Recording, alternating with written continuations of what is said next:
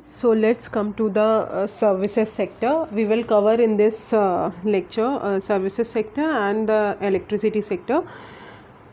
So let's come to the service sector. And service sector में सबसे पहला है insurance sector. Insurance, you know about insurance. Insurance वो चीज़ें होती हैं, फॉर एग्जांपल आप फ्यूचर में जो भी आपको प्रॉब्लम्स आए उसके लिए आप इंश्योरेंस अभी से करवा लो, तो आपको फ्यूचर में उसको अमाउंट नहीं पे करना पड़ेगा. आपको कितने भी, फॉर एग्जांपल अगर हम हेल्थ इंश्योरेंस की बात करें तो मान लीजिए आपने आज अभी 10,000 का इंश्योरेंस करवाया, तो आप 3-4 लाख तक की दवाइयाँ करवा सकते हैं जब भी आपको कोई एक्सेप्शनल बीमारी या एक्सीडेंट कुछ भी हो तो. ठीक है, तो दैट इज़ इंश्योरेंस. तो इंश्योरेंस सेक्टर की अगर बात करें तो insurance regulatory development authority of India ने अभी एक प्लान इंट्रोड्यूस किया है, जिस प्लान का उन्होंने नाम रखा है बीमा ट्रिनिटी. बीमा मतलब इंश्योरेंस. ठीक है, अब बीमा ट्रिनिटी में 3 कंपोनेंट्स आते हैं. पहला है बीमा सुगम, दूसरा है बीमा विस्तार, तीसरा है बीमा वाहकस. बीमा सुगम की बात करें, बीमा सुगम एक प्लेटफॉर्म है जो हमारे इंश्योरर्स हैं और जो डिस्ट्रीब्यूट कर रहे हैं इंश्योरेंस, उनको एक प्लेटफॉर्म पे लाएगी और ये कस्टमर्स को जो है वन स्टॉप शॉप प्रोवाइड करेंगे कि आप जो है सेम पोर्टल पे सेटलमेंट कर सकते हैं, सेम पोर्टल से इंश्योरेंस ले सकते हैं. नेक्स्ट है बीमा विस्तार. बीमा विस्तार का सिंपल मतलब कि जितनी भी बीमा रिलेटेड है, फॉर एग्जांपल हेल्थ से है, प्रॉपर्टी से है, कैजुअलिटीज से है, एक्सीडेंट से रिलेटेड है, वो सारी चीज़ें एक ही बीमा विस्तार के अंदर होना चाहिए और उसमें आपको बेनिफिट्स भी डिफाइन करना है हर रिस्क का कि इसके लिए क्या बेनिफिट होगा. दैट इज़ बीमा विस्तार. तीसरा है बीमा वाहक्स. बीमा वाहक्स की अगर बात करें तो विमेन सेंट्रिक वर्कफोर्स जो है हर ग्राम सभा में रखा जाएगा, जहाँ पे विमेन हेड्स जो हैं हर हाउस होल्ड की एक साथ मिलेंगी और इंश्योरेंस के बारे में, बेनिफिट के बारे में बताएंगी. नेक्स्ट आते हैं what is the current status of insurance sector in India. तो टोटल प्रीमियम की बात करें तो 10th लार्जेस्ट मार्केट है ग्लोबली इंडिया. इंश्योरेंस डेंसिटी का सिंपल मतलब होता है कि जितने भी इंश्योरेंस प्रीमियम्स हैं divided by whole population, divided by whole population, that is insurance density. Insurance density जो है वो हमारी इंक्रीज हो गई है, $91 हो गई है 2021. इंश्योरेंस पेनिट्रेशन की बात करें, इंश्योरेंस पेनिट्रेशन का सिंपल मतलब है कि जितने भी इंश्योरर्स प्रीमियम है divided to total GDP of a country, तो इंश्योरेंस पेनिट्रेशन बोलते हैं, वो भी इंक्रीज़ हुआ है. अब इंश्योरेंस पेनिट्रेशन जो है लाइफ इंश्योरेंस सेक्टर में पहले 3.2% हुआ है 2021 में, जो कि ट्वाइस है एमर्जिंग मार्केटिंग से. ठीक है, तो that is insurance penetration and insurance density. Next, what is the national insurance academy. अभी नेशनल इंश्योरेंस अकेडमी ने एक रिपोर्ट रिलीज़ की है, इंडियन इंश्योरेंस लैंडस्केप. की हाइलाइट्स इस स्कीम के हैं तो हेल्थ प्रोटेक्शन गैप जो है वो 73% है इंडिया का, जहाँ पे 40 करोड़ जो इंडिविजुअल्स हैं अभी भी इंश्योरेंस सेक्टर से बाहर हैं बिना हेल्थ बेनिफिट, मतलब उनको कोई भी हेल्थ इंश्योरेंस नहीं है. तो हेल्थ प्रोटेक्शन गैप क्या होता है? हेल्थ प्रोटेक्शन गैप का सिंपल मतलब है कि जितने भी health care, level of health care cost है, जितना भी हेल्थ केयर कॉस्ट है जो हमको ज़रूरी रहता है कस्टमर्स की नीड पूरी करने के लिए, माइनस जितना हमारे पास कॉस्ट है अभी कवर करने के लिए, तो दैट इज़ HPG. फिर प्रोटेक्शन गैप की बात करें तो रिपोर्ट ने बोला है कि 87% लाइफ इंश्योरेंस प्रोटेक्शन गैप है and mortality protection gap exceeding 90%. अब मोर्टालिटी एक प्रोटेक्शन गैप का सिंपल मतलब है ये difference between the cover typically required by a family and the resources जो उनके पास है, जितना वेज अर्न कर रहे हैं उस हिसाब से. फिर नेशनल कैटेस्ट्रॉफी इंश्योरेंस की बात करें तो 95% ऑफ द कंट्रीज पॉपुलेशन के पास कोई भी नेचुरल कैटेस्ट्रॉफी इंश्योरेंस नहीं है. क्रॉप इंश्योरेंस की बात करें तो इंश्योर्ड एरिया और सम इंश्योर्ड फॉर क्रॉप इंश्योरेंस वो भी हमारा डिक्रीज़ हुआ है. ठीक है, सो दिस इज़ ऑल अबाउट हमारा दैट इंश्योरेंस सेक्टर. नेक्स्ट आते हैं insurance regulatory and development authority of India. तो अभी इन्होंने एक श्योरिटी बॉन्ड्स होते हैं उसके नॉर्म्स को रिलैक्स किया है कि जितने भी श्योरिटी इंश्योरेंस मार्केट है उसको एक्सपैंड करना है और अवेलेबल करना है इन प्रोडक्ट्स को. अब इंश्योरेंस श्योरिटी बॉन्ड क्या होते हैं? ये एक 3 पार्टी कॉन्ट्रैक्ट है जिसमें एक श्योरिटी होता है, एक प्रिंसिपल होता है, एक थर्ड पार्टी होती है, ऑब्लाइजी जिसे बोलते हैं. अब ये 3 पार्टी कॉन्ट्रैक्ट होता है. एक पार्टी जो श्योरिटी होता है वो गारंटी करता है कि जितनी भी परफॉर्मेंस है और जितने भी ऑब्लिगेशन है सेकंड पार्टी और थर्ड पार्टी के, वो उनको क्या करता है, गारंटी करता है। तो प्रिंसिपल और ऑब्लाइजी के जितने भी परफॉर्मेंस और ऑब्लिगेशन है उसको कौन गारंटी करता है, श्योरिटी गारंटी करता है। तो ये एक 3 पार्टी कॉन्ट्रैक्ट है। ये सिक्योरिटी अरेंजमेंट की तरह एक्ट करते हैं for infrastructure projects as well as insulate करते हैं कॉन्ट्रैक्टर्स और प्रिंसिपल्स को। और इंश्योरेंस श्योरिटी बॉन्ड जो है वो अलाउ किसने किया है, इंश्योरेंस रेगुलेटरी डेवलपमेंट अथॉरिटी ने अप्रैल 2022 में, जो कि हमारे बैंक की गारंटी को रिप्लेस करेंगे। अब insurance regulatory and development authority of India की बात करें, ये स्टैट्यूटरी बॉडी है IRDAI एक्ट के अंदर 1999 के अंदर बना। इसका हेडक्वार्टर हैदराबाद तेलंगाना में है। ये ministry of finance, department of financial services के अंदर आती है। अब इसके मैंडेट क्या है, जो इंपॉर्टेंट मैंडेट्स हैं वो मैंने येलो कलर से हाईलाइट किया है। ये क्या करते हैं, लाइसेंस ग्रांट करते हैं इंश्योरेंस कंपनीज़ को। इंटरेस्ट जो हमारे पॉलिसी होल्डर्स हैं उनके इंटरेस्ट को प्रोटेक्ट करते हैं। रेगुलेट करते हैं investment of fund by insurance companies और जो भी प्रोफेशनल ऑर्गेनाइजेशन है। और प्रोटेक्शन अंडरटेक करते हैं, इंस्पेक्शन वगैरह करते हैं, इंक्वायरी कंडक्ट करते हैं, इन्वेस्टिगेशन करते हैं जितनी भी एंटिटीज़ इंश्योरेंस बिजनेस में इन्वॉल्व है। अब एंटिटीज़ रेगुलेटेड बाय IRDAI, तो लाइफ इंश्योरेंस कंपनीज जो बोथ प्राइवेट और पब्लिक हो दोनों, general insurance companies both private और पब्लिक दोनों, री इंश्योरेंस कंपनीज, एजेंसी चैनल और इंटरमीडियरीज जो कॉर्पोरेट एजेंट्स हैं इंश्योरेंस सेक्टर में इन्वॉल्व है, उन सारी चीज़ों को रेगुलेट करती है IRDAI। नेक्स्ट आते हैं मेडिकल एंड वेलनेस टूरिज्म। तो मिनिस्ट्री ऑफ होम अफेयर्स ने अभी रिसेंटली नोटिफाई किया है कि एक new category of Ayush visa create करेंगे, जो भी हमारे फॉरेन नेशनल्स हैं हमारे इंडिया में आके अगर मेडिकल फैसिलिटीज़ लेना चाहते हैं उनके लिए। अब डेटा बैंक की बात करें तो इंडिया जो है 7th रैंक आता है with 56 million trips in wellness tourism और एज पर ग्लोबल वेलनेस टूरिज्म रिपोर्ट। और $70 बिलियन एस्टिमेट किया गया है कि आयुष जो बेस्ड हेल्थ केयर है और वेलनेस सेंटर वो हमारा 2025 तक ग्रो कर जाएगा। अब मोर अबाउट न्यूज़ में देखें तो आयुष वीज़ा करके एक वीज़ा लाया गया है जो इनकॉर्पोरेट किया गया है under the medical visa of the visa manual 2019, जो हमारे इंडियन सिस्टम मेडिसिन के अंदर जो है फॉरेन नेशनल्स को ट्रीट करेंगे। अब ये कहीं ना कहीं हमारे ऑब्वियसली फॉरेन नेशनल्स हमारे इंडिया में आएंगे, हमारे इंडिया का आयुष सिस्टम बढ़ेगा, मेडिकल वैल्यू जो है इंडिया की वो बढ़ जाएगी और इंडिया का ट्रेडिशनल नॉलेज जो है वो ग्लोबल लेवल पे पहुंच जाएगा। अब आयुष का सिंपल मतलब है आयुर्वेद, योगा, नेचुरोपैथी, यूनानी, सिद्धा, होम्योपैथी, बट इसमें कुछ ट्रेडिशनल और नॉन कन्वेंशनल हेल्थ केयर भी आते हैं जैसे कि सोवा, रिग्वा एटसेट्रा। नेक्स्ट आते हैं what is about medical and wellness tourism. तो मेडिकल टूरिज्म का सिंपल मतलब है कि जो भी फॉरेन नेशनल्स हैं, जो भी हमारे यहाँ आते हैं या हम जिनके यहाँ जाते हैं, across international border health care services को प्रोवाइड करना, that is medical tourism. Wellness tourism मतलब किसी भी पर्सन की लाइफ की वेलबींग को बढ़ाना, that is called wellness tourism. अब मिनिस्ट्री ऑफ टूरिज्म ने एक वेलनेस कुछ टूरिज्म रोड मैप बनाया है, national strategy and road map for medical and wellness tourism. इसका एम यही है कि जितने भी हमारे मेडिकल और वेलनेस टूरिज्म है, टूरिज्म सेक्टर है, उसको स्ट्रेंथन करना है, इंस्टीट्यूशनल फ्रेमवर्क बनाना है। अब स्ट्रेटजी की पिलर्स हैं इसमें कि डिजिटलाइज करना है सारी चीज़ों को bye setting up and online medical value travel portal, और एनहांस करना है हमारी एक्सेसिबिलिटी मेडिकल वैल्यू टूरिज्म की। और इन्होंने national medical and wellness tourism promotion board भी सेटअप किया है फॉर इंस्टीट्यूशनल फ्रेमवर्क। अब आते हैं first WHO traditional medicine global summit जो है WHO की हुई थी एंड मिनिस्ट्री ऑफ आयुष ने पहला ये किया था समिट इन गांधीनगर गुजरात। और इसका एम यही था कि जितने एविडेंस बेस्ड ट्रेडिशनल कॉम्प्लीमेंट्री और इंटीग्रेटिव मेडिसिन को बढ़ाना है। WHO ने एक आउटकम डॉक्यूमेंट भी रिलीज़ किया था of first WHO traditional medicine global summit 2023 in the form of Gujarat declaration.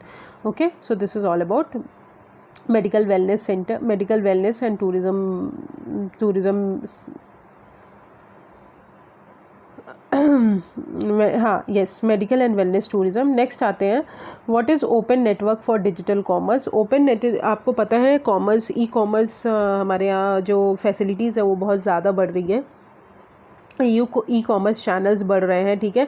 तो network operation and compliance system ने अभी प्लेटफॉर्म लॉन्च किया है for ONDCs।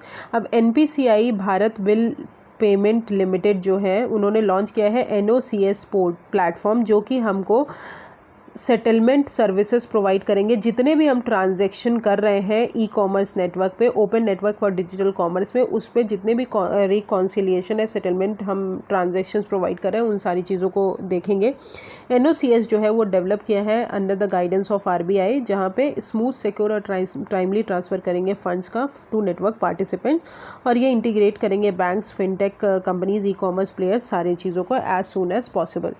What is ONDC? ONDC का सिंपल मतलब है market and community led initiative है। ये एक ओपन नेटवर्क है जो हमारी सेंट्रल टेंडेंसी, सेंट्रल इंटरमीडिएट को एलिमिनेट करते हैं और डिजिटल कॉमर्स एक्सपेंशन करते हैं और ब्रॉड बेस्ड इनोवेशन करते हैं। अब ONDC क्या नहीं है? तो पहला, गवर्नमेंट रेगुलेटरी बॉडी नहीं है, ये कोई एप्लीकेशंस भी नहीं है, ये कोई सेंट्रल इंटरमीडिएट भी नहीं है, ये कोई मीडियम भी नहीं है कि जो हमारे बिजनेसेस को हेल्प करेंगे। तो ये मार्केट और कम्युनिटी लेड इनिशिएटिव है।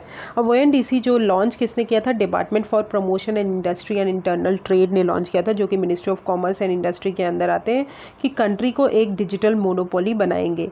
ये जो है ओपन नेटवर्क प्रमोट करते हैं। जितने भी एक्सचेंज आप गुड्स एंड सर्विसेज का करते हो वो एक प्लेटफॉर्म पे करो थ्रू इलेक्ट्रॉनिक मीडिया, और ये ई कॉमर्स प्लेटफॉर्म को भी इंटीग्रेट करते हैं ONDC के अंदर, और असाइन करते हैं कि क्वालिटी कंट्रोल ऑर्डर होना चाहिए। क्वालिटी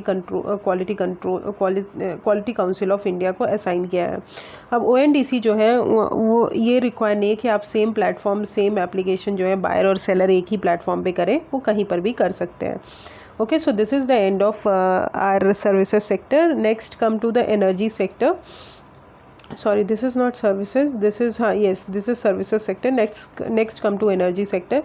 नेशनल इलेक्ट्रिसिटी प्लान की अगर बात करें तो अभी सेंट्रल इलेक्ट्रिसिटी अथॉरिटी ने नोटिफाई किया है नेशनल इलेक्ट्रिसिटी प्लान 2022 से 2032 तक। अब मोर अबाउट न्यूज़ में देखें तो इलेक्ट्रिसिटी एक्ट 2003 जो है, वहाँ पे सेंट्रल इलेक्ट्रिसिटी अथॉरिटी को बोला गया कि वो एक नेशनल इलेक्ट्रिसिटी प्लान बनाया करेंगे in accordance with the national electricity policy, मतलब हर 5 साल में एक बार।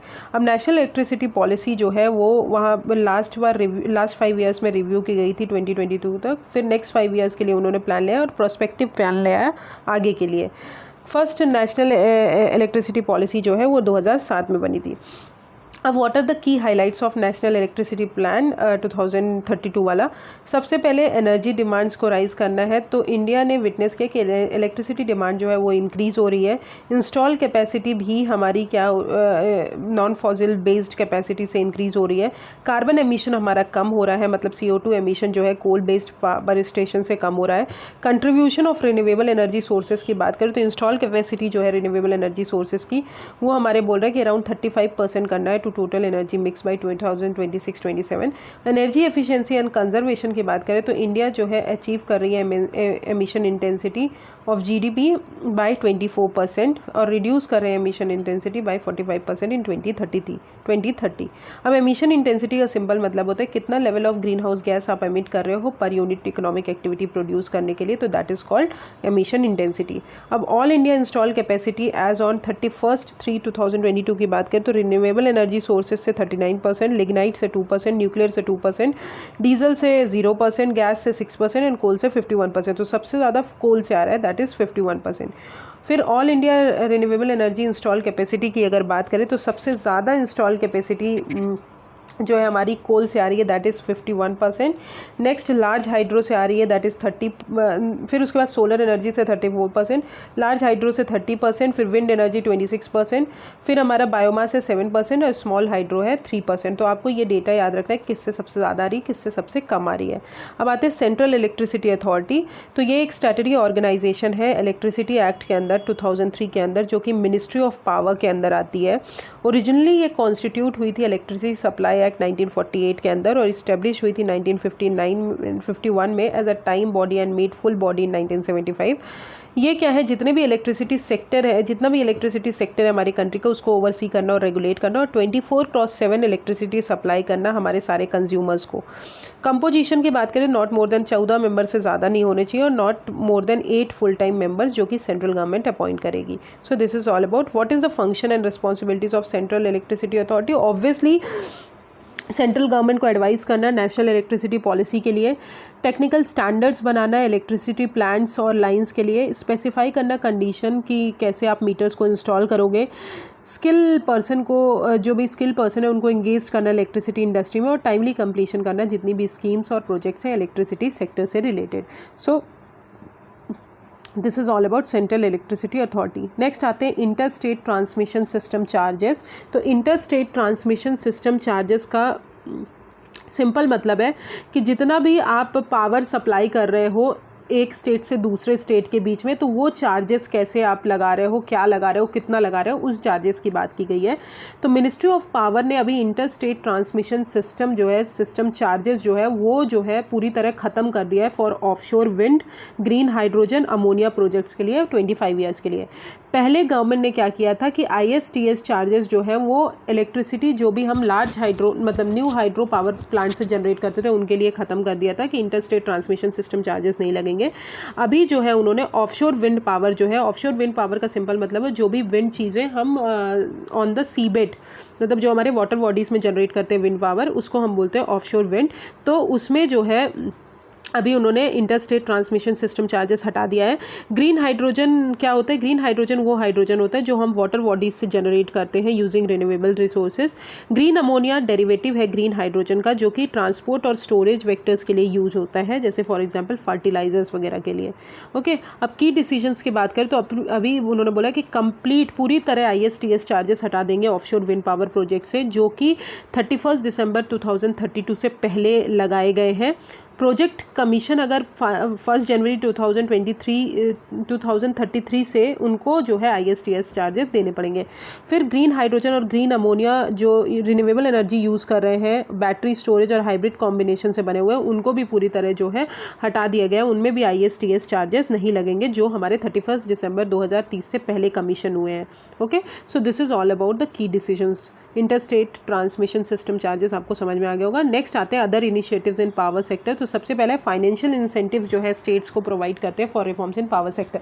तो सेंट्रल गवर्नमेंट ने क्या बोला है, मिनिस्ट्री ऑफ फाइनेंस ने, उन्होंने बोला है कि जितने भी स्टेट्स हैं अगर वो पावर सेक्टर में कुछ रिफॉर्म कर रहे हैं तो उनको इंसेंटिव्स प्रोवाइड किया जाएगा।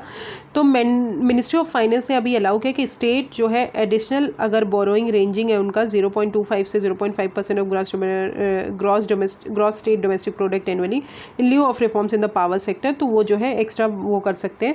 अब ये जो है इनिशिएटिव यूनियन बजट 2021-22 में रिलीज़ किया गया था 4 साल के लिए, ठीक है।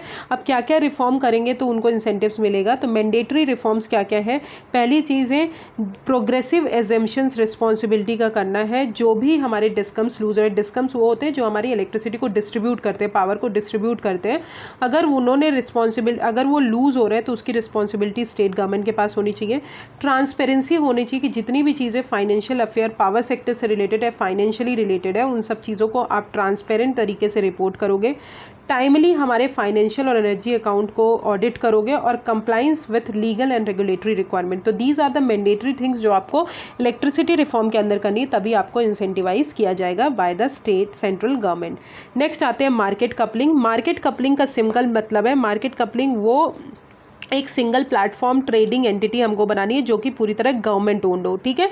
तो यूनियन मिनिस्ट्री ऑफ पावर ने डायरेक्ट किया है, बोला है सेंट्रल इलेक्ट्रिसिटी रेगुलेटरी कमीशन को कि आप जो है मार्केट कपलिंग जो है पावर एक्सचेंजेस में यूज़ करिए कि यूनिफॉर्म प्राइजेस रहे across multiple exchanges. Market coupling का सिंपल मतलब है कि एक सिंगल एंटिटी जो पूरी तरह गवर्नमेंट ओन्ड हो, सिंगल पावर ट्रेडिंग एंटिटी होनी चाहिए जहाँ पे आप पावर को ट्रेड कर पाओ, और वो सिर्फ एक सिंगल एंटिटी होनी चाहिए जो गवर्नमेंट ओन करे। अंडर इट क्या करना है, जितने भी बाय और सेलर बिड्स हैं, जितने भी पावर एक्सचेंजेस हैं, वो एग्रीगेट करेंगे और मैच करेंगे एक यूनिफॉर्म प्राइजेस पे कि ये जो है, ऐसा नहीं है कि ये स्टेट में अलग प्राइस है, ये स्टेट में अलग प्राइस है, एक ही प्राइस होना चाहिए जिसके जहाँ पे जाके, और वो गवर्नमेंट ओन्ड होना चाहिए जहाँ पे जाके खरीद और बेच सके इलेक्ट्रिसिटी को। एट प्रेजेंट प्रेजेंट अगर बात करें तो मार्केट क्लियरिंग प्राइस जो है वो डिफरेंट है 3 पावर एक्सचेंजेस के लिए इंडिया में। इंडियन एनर्जी एक्सचेंज के लिए अलग है, पावर एक्सचेंज इंडिया लिमिटेड के लिए अलग है, हिंदुस्तान पावर एक्सचेंज लिमिटेड के लिए अलग है, बट इन सबको मिक्स करके एक सिंगल पावर ट्रेडिंग एंटिटी बनानी है। अब IEX जो है, most of the monopoly status IEX Indian energy exchange के पास है।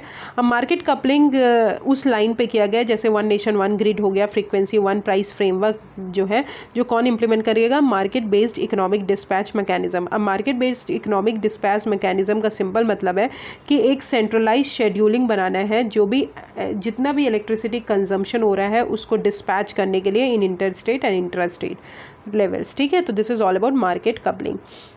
नेक्स्ट आते हैं electricity rights of consumer amendment rules 2023। तो सेंट्रल गवर्नमेंट ने अभी electricity rights of consumer rules 2020 amend किया है, जो कि नोटिफाई किसने किया है, गवर्नमेंट ने नोटिफाई किया है कि वो रिलायबल सर्विस और क्वालिटी इलेक्ट्रिसिटी प्रोवाइड करेंगे कंज्यूमर्स को। अब इस रूल के अंदर उन्होंने इंश्योर किया कि न्यू इलेक्ट्रिसिटी कनेक्शन दिए जाएंगे इन अ टाइम बाउंड मैनर, और रिफंड्स और अदर सर्विसेज भी प्रोवाइड किए जाएंगी। जो भी कंज्यूमर के राइट्स को डिसरिगार्ड कर रहे हैं उनमें पेनल्टीज़ लगेगी, और सर्विस प्रोवाइडर्स पे पेनल्टीज़ लगेगी और कंपनसेशन पे करना पड़ेगा उनको, कस्टमर्स को। मिनिस्ट्री ऑफ पावर ने अभी इलेक्ट्रिसिटी अमेंडमेंट रूल्स 2023 को इंट्रोड्यूस किया, उसमें कुछ चेंजेस किए हैं। पहला है introduction of time of day tariff.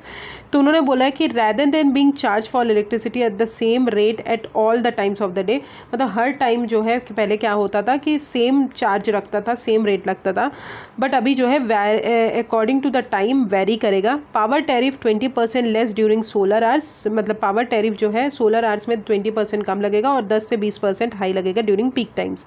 ये कहीं ना कहीं हमारे इलेक्ट्रिसिटी बिल्स को रिड्यूस करेंगे और हेल्प करेंगे पावर सिस्टम को कि वो रिसोर्सेज को अच्छे से यूज़ कर सके।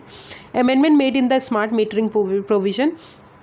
तो post installation of smart meter जो है हमारे यहाँ इंस्टॉल होता है, तो उस पर कोई भी पैनल चार्जेस इंट्रोड्यूस नहीं किए जाएंगे कस्टमर पे, based on maximum demand recorded by smart meter for the period before installation date. So this is all about the changes done under this. अब high price day ahead market and surplus power portal, Pushp portal अभी launch किसने किया है, ministry of power ने launch किया है कि जितना भी हमारे पावर है during the peak demand season उसको जो है अवेलेबल करवाना है लोगों तक। तो पावर डिस्ट्रीब्यूशन कंपनीज डिस्कम्स जो होते हैं वो सरप्लस पावर जो है ब्लॉक टाइम्स डे और मंथ ऑन द पोर्टल में मेंटेन करके रखेंगे और सरप्लस पावर जो है उसको रिक्विजिट करेंगे, और ये कहीं ना कहीं फिक्स्ड कॉस्ट जो है बर्डन डिस्कम्स में उसको रिड्यूस करेगा और generation capacity, electricity generation capacity को बढ़ाएगा। सो this is all about push portal. Next आते हैं नेशनल गैस ग्रिड। तो अभी बिहार पोर्शन जो है बरौनी और गुवाहाटी पाइपलाइन वो हमारी कनेक्ट करेगी बिहार को नेशनल गैस ग्रिड से, और उसको कंप्लीट कर लिया गया है। नेचुरल गैस की बात करें, अगर नेचुरल गैस की बात करें तो नेचुरल गैस मिक्सचर है हमारे बहुत सारे हाइड्रोकार्बन्स का, methane, nitrogen, carbon dioxide etcetera. अब नेचुरल गैस जो है वो ऑब्वियसली अर्थ के पास डीप इनसाइड में मिलते हैं, अर्थ के मतलब अर्थ के लेयर्स के अंदर मिलते हैं, other than solid and liquid hydrocarbons based like coal and crude oil. ये जो है प्योर फॉर्म में यूज़ नहीं होता, इसको प्रोसेस किया जाता है और कन्वर्ट किया जाता है क्लीनर फ्यूल में कंजम्पशंस के लिए। अब इंडिया ने टारगेट किया है कि वो शेयर जो है नेचुरल गैस का प्राइमरी एनर्जी मिक्स में वो इंक्रीज़ करेंगे, 15% कर देंगे बाई 2030। और पेट्रोलियम और नेचुरल गैस जो होता है वो यूनियन लिस्ट के अंदर आता है, तो सेंट्रल गवर्नमेंट के पास अथॉरिटी होती है लॉ बनाने के लिए। अब नेशनल गैस ग्रिड की बात करें तो 3764 kilometre long natural gas pipeline network जो है वो हम सेटअप करेंगे, जो हमारे पूरी जो डिमांड है नेचुरल गैस से रिलेटेड और मेजर सप्लाई जो है वो सारी चीज़ों को कनेक्ट करेगी। ये जो है petroleum natural gas regulatory board के अंदर किया जाएगा। अब petroleum and natural gas regulatory board की अगर बात करें तो इस्टेब्लिश हुए थे अंडर द एक्ट 2006, और इसका एम यही है कि जो भी कस्टमर्स हैं, जो भी एंटिटीज़ हैं, जो भी हमारी नेचुरल गैस सप्लाई करने में वो है पेट्रोलियम प्रोडक्ट सप्लाई कर रही है, उन सब के इंटरेस्ट को हमको प्रोटेक्ट करना। ये जो है gas exchange for trading of natural gas in India, उसको भी ओवरसी करते हैं और ये ऑथराइजेशन भी ग्रांट करते हैं उन एंटिटीज़ को जो city gas distribution network develop करते हैं, और ये मिनिस्ट्री ऑफ पेट्रोलियम और नेचुरल गैस के अंदर आते हैं। Okay, so this is all about the electricity sector and the last topic is business innovation and entrepreneur. I will start tomorrow. Thank you so much. If you have any problem, just comment me on the comment section. Thank you.